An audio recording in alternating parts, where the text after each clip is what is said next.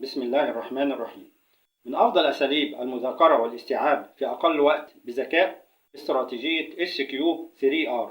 هي استراتيجية قدمتها جامعة أوهايو سنة 1930 وطبقتها على طلاب الجامعة، ثم تحدث عنها عالم النفس الأمريكي فرانسيس روبنسون سنة 1946 في كتاب أسماه الدراسة الفعالة. إيه هي خطوات استراتيجية SQ3R؟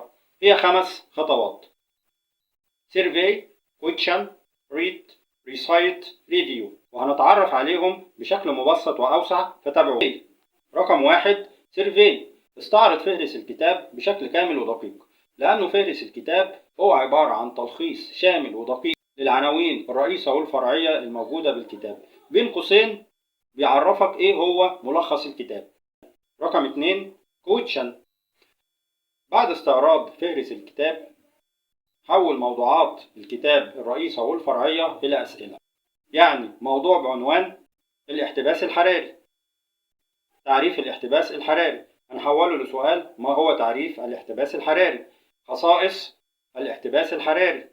خصائص التغيرات المناخية. ما هي خصائص التغيرات المناخية؟ رقم 3 read. اقرأ. في الخطوة دي قراءتك للكتاب هتبقى عبارة عن إجابة للأسئلة اللي وضعتها في الخطوة السابقة. خطوة 4 recite. أجب.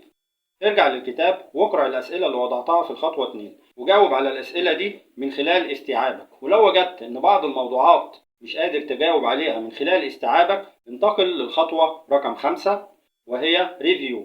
review أعد القراءة. أعد قراءة أجوبة الأسئلة اللي وضعتها قبل كده، وده بينشط عندك العصف الذهني، وبالشكل المنظم ده هتلاقي المعلومة بتثبت في ذهنك بشكل أسرع وأكثر دقة.